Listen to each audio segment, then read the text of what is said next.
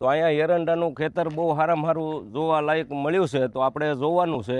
આમાં રમાની ઘડ ગણતો કેટલી છે આમાં?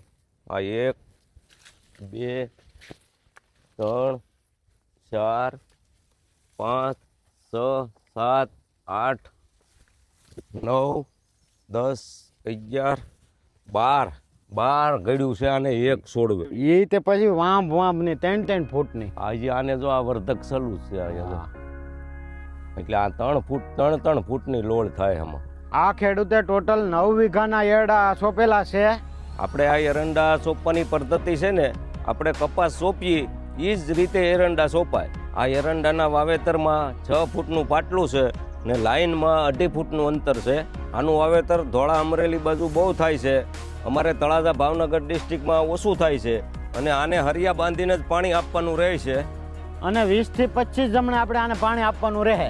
વાવેતરમાં આપણે કપાસ હોય કે એરંડા હોય, સારું બિયારણ હોય તો સારું ઉત્પાદન આપણને મળે. આ ઘડ છે એ અત્યારે લીલી છે, આ ભૂરી થઈ જાય એટલે સમજવાનું કે આ પાકી ગઈ.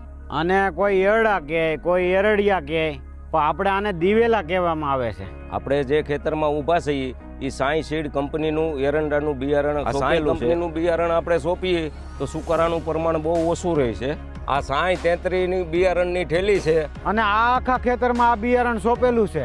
અને આ બિયારણની તમે લૂમ જોવો, આખી ભરસક છે. અને આ પેકેટમાં બધા એક સરખા દાણા આવે છે.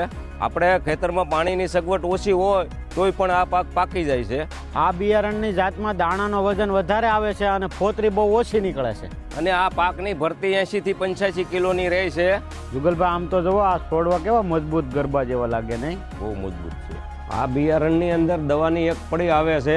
આ બિયારણને પટ મારી ને અડધો કલાક સાંયે રાખવાનું અને પછી વાવેતર કરવાનું, તો ઉત્પાદન સારું આવે છે. એટલે છોડનો વિકાસ બહુ સારો કરે છે. એટલે ભાઈ એ પડી મારા ખિસ્સામાં છે.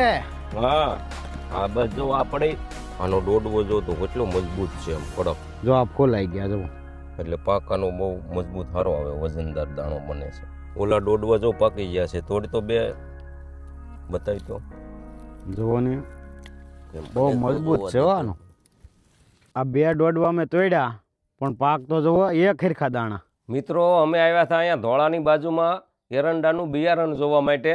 આ બિયારણ આપણે ગુજરાતમાં સૌથી સારા બિયારણમાંનું એક આ બિયારણ છે.